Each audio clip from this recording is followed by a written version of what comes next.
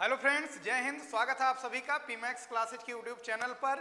तो आज 26 जनवरी का बड़ा ही खास अवसर है और आज हम लोग पढ़ने चल रहे हैं फिजिक्स का एक बड़ा ही इंपॉर्टेंट चैप्टर जिसका नाम है विद्युत चुंबकीय तरंगे। इस चैप्टर से 4 नंबर तक का क्वेश्चन आता है और बड़ा ही सरल चैप्टर है। सारा कंसेप्ट आज हम इस वीडियो में कवर अप करने वाले हैं और अगर इसके कुछ न्यूमेरिकल की रही बात तो वो दूसरे वीडियो में कल बन जाएगा। तो ये पूरा चैप्टर आप वेल मेंटेन कवर कर सकते हैं। तो आइए स्टार्ट करते हैं। सबसे पहली चीज विद्युत चुंबकीय तरंग, electromagnetic wave. Electromagnetic wave, copy pen लेकर बैठें, अच्छे से नोट बना लेंगे, बाद में अभी इसका पूरा स्क्रीनशॉट भी ले सकते हैं, ठीक है। तो आइए स्टार्ट करते हैं। विद्युत चुंबकीय तरंगे, इलेक्ट्रोमैग्नेटिक वेव। क्या है इलेक्ट्रोमैग्नेटिक वेव? तो वह तरंगे जिसमें विद्युत क्षेत्र सदिश के कंपन तथा चुंबकीय क्षेत्र सदिश के कंपन परस्पर तरंग संचरण के लंबवत तथा समान कला में होते हैं, क्या कहलाते हैं? विद्युत चुंबकीय तरंगे कहलाती हैं, ठीक है। वह तरंगे जिसमें चुंबकीय क्षेत्र सदिश के कंपन और वैद्युत क्षेत्र सदिश के कंपन जो होते हैं वो परस्पर तरंग संचरण के क्या होते हैं? लंबवत तथा समान कला में होते हैं, क्या कहलाते हैं? विद्युत चुंबकीय तरंगे कहलाती हैं। यानी विद्युत चुंबकीय तरंगों में वैद्युत क्षेत्र सदिश के कंपन होते हैं, चुंबकीय क्षेत्र सदिश के कंपन होते हैं और जो तरंग संचरण की दिशा होती है ये इन दोनों के लंबवत होती है, यानी तीनों एक दूसरे के लंबवत होते हैं। 3D स्ट्रक्चर है इलेक्ट्रोमैग्नेटिक वेव, विद्युत चुंबकीय तरंगे। परिभाषा एक बार फिर से सुन लीजिए। वह तरंगे जिसमें वैद्युत क्षेत्र सदिश के कंपन तथा चुंबकीय क्षेत्र सदिश के कंपन, वह तरंगे जिसमें वैद्युत क्षेत्र सदिश के कंपन तथा चुंबकीय क्षेत्र सदिश के कंपन, ठीक है, परस्पर लंबवत तथा तरंग संचरण तथा परस्पर तरंग संचरण के लंबवत तथा समान कला में होते। समान कला का मतलब दोनों साथ साथ चलते हैं, वैद्युत क्षेत्र और चुंबकीय क्षेत्र दोनों साथ साथ चलते हैं, हाँ होते हैं लंबवत। कैसे समझना जरा। अगर ये है वैद्युत क्षेत्र, कौन है ये? वैद्युत क्षेत्र के कंपन है, मान लो ऐसे, ये वैद्युत क्षेत्र के कंपन है, ये चुंबकीय क्षेत्र के कंपन है। किसके कंपन देख रहे हो? ये आगे पीछे, ये चुंबकीय क्षेत्र के कंपन है। अगर तो ये इधर क्या होगी? तरंग संचरित होगी। तो ये तरंग इधर जा रही है, चुंबकीय क्षेत्र के कंपन इधर, वैद्युत क्षेत्र के कंपन इधर, तो सब तीनों एक दूसरे के परपेंडिकुलर हैं, तीनों ही एक दूसरे के परपेंडिकुलर हैं। तो वह तरंगे जिसमें वैद्युत क्षेत्र सदिश के कंपन तथा चुंबकीय क्षेत्र सदिश के कंपन परस्पर तरंग संचरण के लंबवत तथा समान कला में होते हैं, क्या कहलाते हैं? विद्युत चुंबकीय तरंगे। अच्छा, जैसे ये साथ में आगे बढ़ते हैं, समान कला का मतलब क्या? जैसे भी आगे बढ़ रहे हैं ये दोनों समान कला में आगे बढ़ते हैं, ठीक है। अब अच्छा, विद्युत चुंबकीय तरंगे कहलाती। ये तरंगे निर्वात में भी चल सकती हैं, वैक्यूम में भी ट्रेवल कर सकती हैं, वायु में और किसी माध्यम में तो चल ही सकती हैं, कोई माध्यम ना हो यानी निर्वात हो, वैक्यूम हो, तो वहां भी ये तरंगे चल सकती हैं। इनकी चाल कितनी होती है? तो इनकी चाल प्रकाश की चाल के बराबर होती है, 3 × 10⁸ मीटर पर सेकेंड। तो अगर परिभाषा आएगा क्या है इलेक्ट्रोमैग्नेटिक वेव, तो इस तरह से समझ सकते हैं। इलेक्ट्रोमैग्नेटिक वेव में इलेक्ट्रिक फील्ड के वाइब्रेशन होते हैं, मैग्नेटिक फील्ड के वाइब्रेशन होते हैं और जो वेव प्रोपागेशन की डायरेक्शन होती है वो उन दोनों के परपेंडिकुलर होता है, लंबवत होता है। बात समझ में आई? ठीक है। मैक्सवेल का विद्युत चुंबकीय तरंग सिद्धांत बड़ा इंपॉर्टेंट। अगर आएगा मैक्सवेल का विद्युत चुंबकीय तरंग सिद्धांत की व्याख्या कीजिए तो पूरा जितनी बात बता रहे हैं ये पूरी बात लिख देंगे आप, हो जाएगा 3 नंबर या 4 नंबर का। तो मैक्सवेल के विद्युत चुंबकीय तरंग के सिद्धांत के अनुसार मैक्सवेल साहब ने क्या बताया था कि जब किसी वैद्युत परिपथ में परिवर्ती वैद्युत धारा प्रवाहित की जाती है, जब किसी वैद्युत परिपथ में परिवर्ती वैद्युत धारा प्रवाहित होती है, परिवर्ती वैद्युत धारा माने बदलने वाली धारा, जब किसी वैद्युत परिपथ में परिवर्ती वैद्युत धारा प्रवाहित होती है तो उसके कारण चुंबकीय क्षेत्र उत्पन्न हो जाता है। ये तो आरस्टेड साहब ने भी बताया था कि जब किसी चालक तार में वैद्युत धारा प्रवाहित की जाती तो उसके चारों ओर चुंबकीय क्षेत्र उत्पन्न हो जाता। उसी बात को ये आगे बढ़ा रहे हैं। जब किसी वैद्युत परिपथ में परिवर्ती वैद्युत धारा प्रवाहित होती है तो उसके कारण उसमें चुंबकीय क्षेत्र उत्पन्न होता है जो परिवर्ती वैद्युत क्षेत्र के लंबवत होता है, और वैद्युत क्षेत्र भी तो उत्पन्न ही होता है। ये दोनों क्या होते हैं, एक दूसरे के लंबवत होते हैं। इस स्थिति में बड़ी इंपॉर्टेंट लाइन यहां, इस स्थिति में परिपथ से ऊर्जा तरंगों के रूप में प्रसारित होती है। जब किसी वैद्युत परिपथ में, जब किसी इलेक्ट्रिक सर्किट में हम परिवर्ती वैद्युत धारा प्रवाहित करते हैं तो क्या उत्पन्न होता है, चुंबकीय क्षेत्र। और ये जो चुंबकीय क्षेत्र उत्पन्न होता है वो वैद्युत क्षेत्र के लंबवत होता है, ठीक है। और इस स्थिति में परिपथ से ऊर्जा तरंगों के रूप में निकलती है, ऊर्जा निकलती, एनर्जी निकलती। किस फॉर्म में, वेव के फॉर्म में, देख नहीं सकते हम लोग, ठीक है, तरंगों के रूप में प्रसारित होती। इन तरंगों को ही वैद्युत चुंबकीय तरंगे कहते हैं। तो अगर कोई कहे कैसे उत्पन्न की जाती हैं वैद्युत चुंबकीय तरंगे, तो जाहिर सी बात है किसी परिपथ में परिवर्ती वैद्युत धारा भेजना शुरू करो, चुंबकीय क्षेत्र उत्पन्न होगा, वैद्युत क्षेत्र उत्पन्न होगा, दोनों एक दूसरे के लंबवत होंगे और एनर्जी वेव के फॉर्म में बाहर निकलेगी। एनर्जी वेव के फॉर्म में बाहर निकलेगी, जो वेव निकल रही होती है, एनर्जी अपने साथ ला रही होती है, उसी को हम लोग बोलते हैं विद्युत चुंबकीय तरंग बोलते हैं। बात समझ में आई। तो बहुत बड़ा जीवन काल नहीं है इनका, जेम्स क्लर्क मैक्सवेल का, लेकिन बड़े ही दिग्गज साइंटिस्ट हैं, बहुत ही बेहतरीन साइंटिस्ट, बड़े ही दिग्गज साइंटिस्ट। मुश्किल से 50-55 साल की पूरी एज थी, और नहीं तो फिर 10-20 साल और रहे होते तो फिर बहुत बड़ी बड़ी डिस्कवरियां कर देते। तो आइए आगे बढ़ते हैं, ठीक है। मैक्सवेल के समीकरण जो हैं, मैक्सवेल के 4 समीकरण हैं। मैक्सवेल ने इन चारों समीकरणों को, ठीक है, इन चारों समीकरणों को मिलाकर एक समीकरण बनाया है। वो अपने सिलेबस में उसको हमें नहीं पढ़ना है, तो ऐसे इंडिविजुअल हम जानेंगे कि मैक्सवेल के चारों समीकरण क्या हैं। तो पहला तो हम लोग पढ़े हैं वैद्युत का गॉस नियम, यानी गॉस नियम क्या है, integration of E dot D is equal to Q by epsilon naught, वैद्युत फ्लक्स बताता है, ठीक है। ऐसे ये बात लिखोगे, फिर गॉस का नियम लिख दोगे।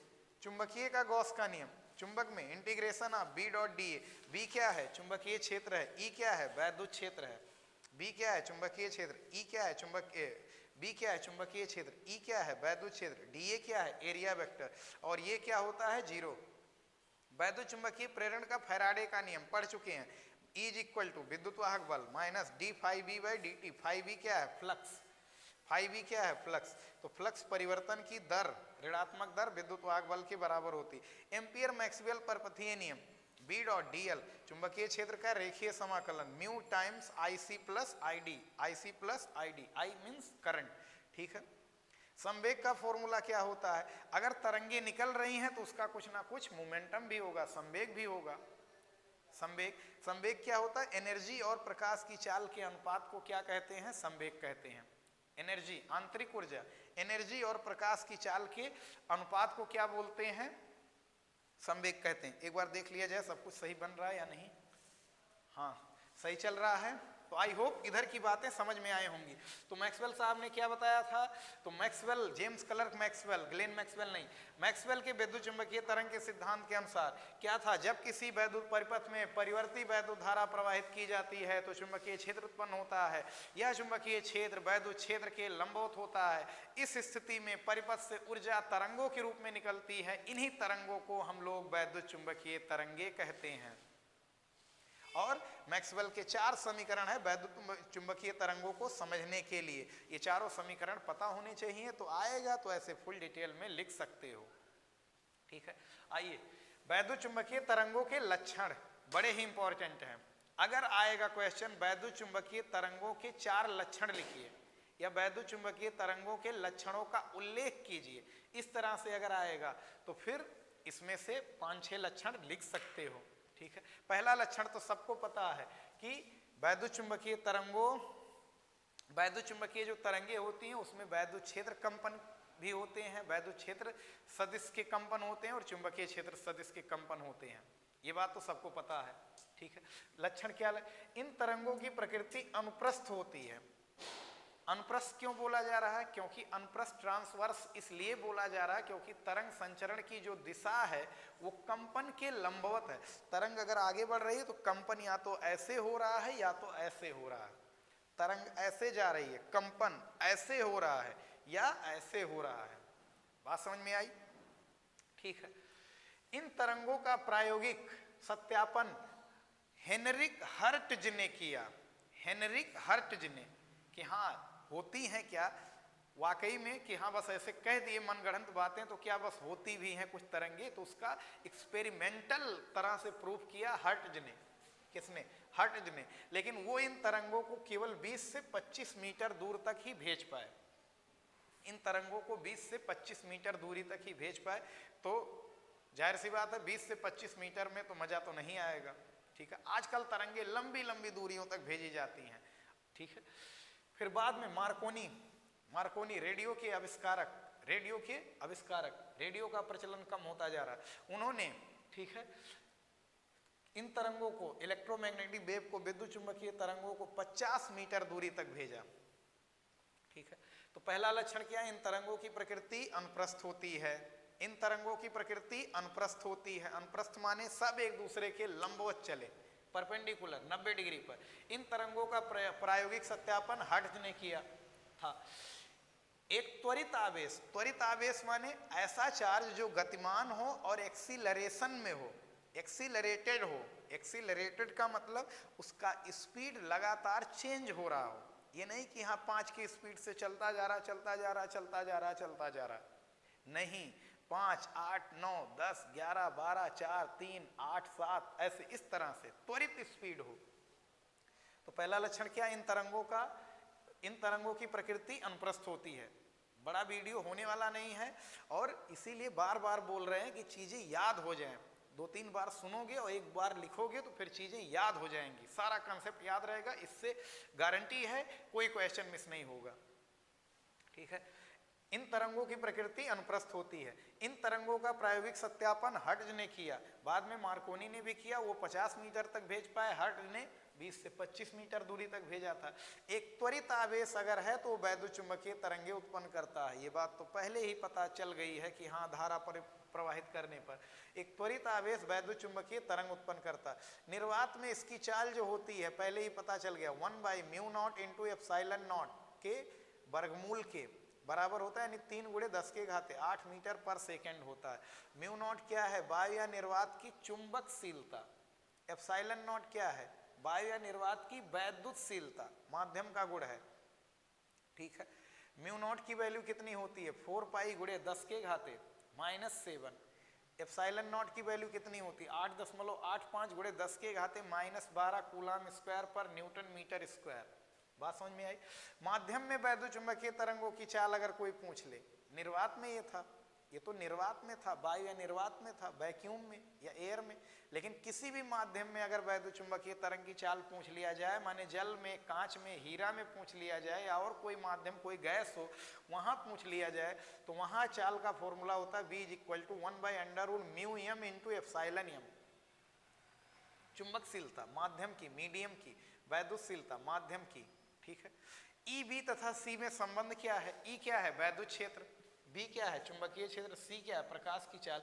सी बराबर होता है E/B, सी बराबर होता है E/B।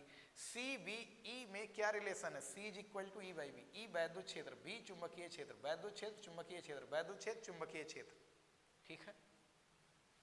समतल वैद्युत चुंबकीय तरंगों के लिए, समतल वैद्युत चुंबकीय तरंगों के लिए मतलब क्या? किसी एक तल में अगर चल रही हो, किसी एक प्लेन में तरंगे अगर चल रही हैं, तो उसके लिए जो वैद्युत क्षेत्र का मान होता है, वैद्युत क्षेत्र = E0 sin kx - ωt। Omega क्या है? कोणीय वेग। k क्या है? मतलब k क्या है? कांस्टेंट है। x क्या है? दूरी, तरंग कितनी दूरी तय कर रही। t क्या है? टाइम है। E0 क्या है? शिखर मान, पीक वैल्यू है।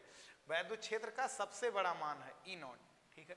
ऐसे चुंबकीय क्षेत्र, ये चुंबकीय क्षेत्र का शिखर मान है sin kx - ωt। तो ये शुरू में बात क्या बोले थे? समान कला में होते हैं। तो जरा देख लो, इनकी कला और इनकी कला क्या है? समान है।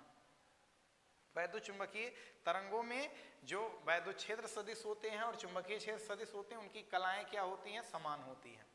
तो लक्षण समझ में आया? ये सातों लक्षण ढंग से लिखकर याद कर लो, ठीक है।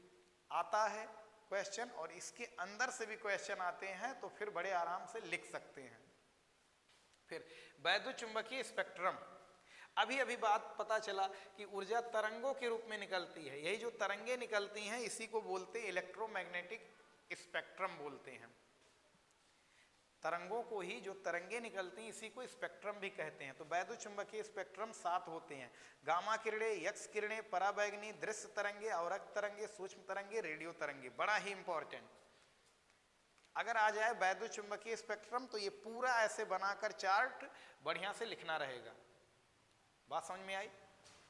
और स्पेशली यहां से रिलेटेड हर एक एग्जाम में, छोटे से लेकर बड़े एग्जाम में बहुत इंपॉर्टेंट क्वेश्चन बनते हैं। ठीक है, केवल 12th बोर्ड में ही नहीं, यहां से क्वेश्चन बहुत बार बनते हैं, बहुत ही जगह पर बनते हैं। बड़ा ही इंपॉर्टेंट पॉइंट है। तो वैद्युत चुंबकीय स्पेक्ट्रम में कितनी तरंगे होती हैं? 7 तरंगे होती। गामा किरणें, कौन सी किरणें? गामा किरणें। वैद्युत चुंबकीय स्पेक्ट्रम में 7 किरणें होती, 7 तरंगे होती। पहला गामा किरणें। कौन सी किरणें? गामा किरणें। इनकी तरंग दैर्ध्य होती है 10 के घाते -14 से 10 के घाते -10 मीटर। सबसे कम तरंग दैर्ध्य होती है, सबसे कम वेवलेंथ होती है इन तरंगों की। तो क्वेश्चन ऐसे पूछता है, सबसे कम तरंग दैर्ध्य वाली वैद्युत चुंबकीय तरंग है तो कौन सी तरंग है? गामा। गामा, गामा की तरंग दैर्ध्य सबसे कम और फ्रीक्वेंसी, आवृत्ति सबसे ज्यादा। हर्ट्ज में 10 के घाते 22 से 10 के घाते 18 से 22 तक हो सकती है इसकी फ्रीक्वेंसी। बहुत ही हाई फ्रीक्वेंसी है। तो आवृत्ति सबसे ज्यादा किसकी? गामा की। तरंग दैर्ध्य सबसे कम किसकी? गामा की।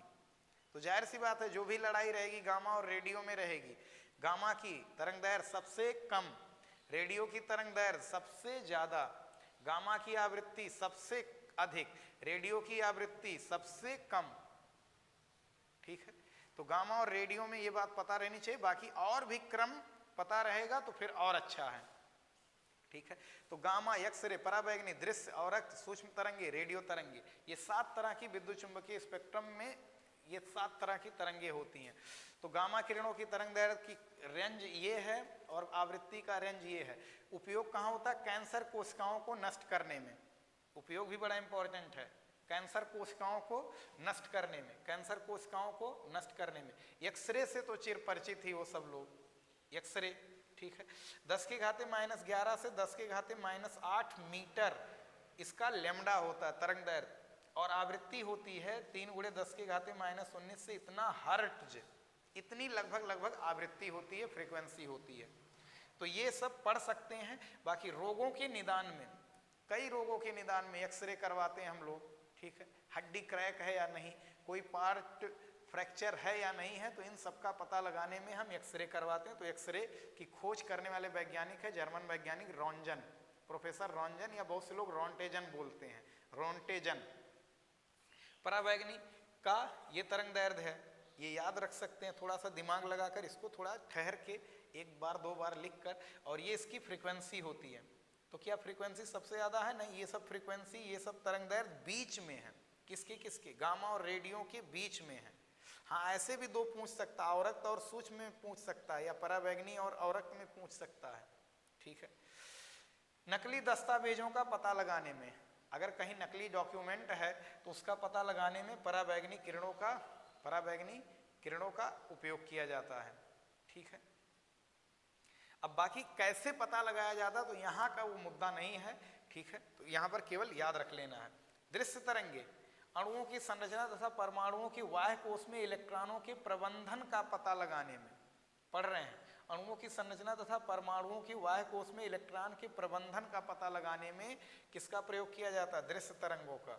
अवरक्त तरंगे, ये लिख लेना, पौधशालाओं को गर्म रखने तथा धुंध में स्पष्ट देखने में इंफ्रारेड का इस्तेमाल किया जाता है। धुंध में स्पष्ट देखने के लिए इंफ्रारेड निकलती हैं, लाल लाल पट्टियां होती हैं जिससे इंफ्रारेड तरंगे निकलती हैं, वो दूर से ही दिख जाता है, धुंध कितना भी हो।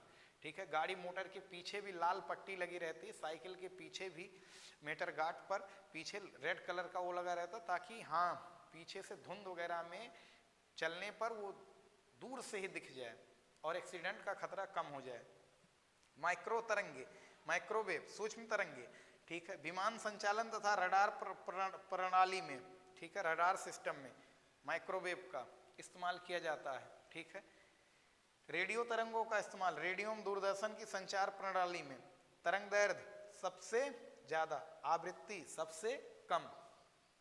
तो समझ में आई बात। ये 7 तरह की वैद्युत चुंबकीय स्पेक्ट्रम तरंगे हैं, इसको ढंग से, और ये उपयोग सबसे ज्यादा इंपॉर्टेंट है। बाकी किसकी आवृत्ति सबसे अधिक, किसकी आवृत्ति सबसे कम, किसकी तरंग दैर्घ्य सबसे अधिक, किसकी तरंग दैर्घ्य सबसे कम, इसमें थोड़ा सा दिमाग लगा लेना। ये सबसे कम है, ये सबसे अधिक, ये सबसे अधिक है, ये सबसे कम है, ये सबसे अधिक, तरंग दैर्घ्य सबसे कम, तरंग दैर्घ्य सबसे अधिक, आवृत्ति सबसे अधिक, आवृत्ति सबसे कम। फिर क्या, ऊर्जा घनत्व। तो ऊर्जा घनत्व का फॉर्मूला हम लोग कैपेसिटर वाले चैप्टर में ही डिराइव किए थे। तो वैद्युत क्षेत्र का औसत ऊर्जा घनत्व होता है 1/2 एप्सिलॉन नॉट ई स्क्वायर। ई क्या है, वैद्युत क्षेत्र, एप्सिलॉन नॉट क्या है, वायु या निर्वात की वैद्युतशीलता। चुंबकीय क्षेत्र का औसत ऊर्जा घनत्व क्या होता है, इसका मैग्नेटिक, ठीक है, 1/2 बी नॉट का square by mu naught. B naught क्या है, चुंबकीय क्षेत्र, और अगर इन दोनों का, ये तो वैद्युत क्षेत्र का है, ये चुंबकीय क्षेत्र का है, और अगर कोई विद्युत चुंबकीय तरंग का ऊर्जा घनत्व पूछे तो दोनों को जोड़ लो, यानी EMW माने BMW मत समझ लेना, इलेक्ट्रोमैग्नेटिक वेव, विद्युत चुंबकीय तरंग का ऊर्जा घनत्व जो होता है वो दोनों के योग के बराबर हो जाएगा, इतना प्लस इतना। और केवल इंडिविजुअल अलग अलग पूछे तो अलग अलग तो बता ही सकते हो। तो आई होप ये सारा कंसेप्ट आप लोगों को समझ में आया होगा। इसको ढंग से पढ़ सकते हैं, नोट बनाकर बैठें, ठीक है, नोट लेकर, नोट करते चलें, और अगर एक बार में चीज़ें नहीं समझ में आई हैं तो एक बार फिर से देख सकते हैं, क्योंकि एक चैप्टर अगर इतने शॉर्टकट में अगर हो रहा है तो ये बहुत बड़ी बात है, ठीक है। और इसके न्यूमेरिकल, इस फॉर्मूले पर कुछ न्यूमेरिकल या इस फॉर्मूले पर कुछ न्यूमेरिकल ट्राई करना, हम दो चार न्यूमेरिकल कल बता देंगे। तो इसको पढ़ाई, इसमें अब इतना ही पढ़ाई करते रहें। All the very best.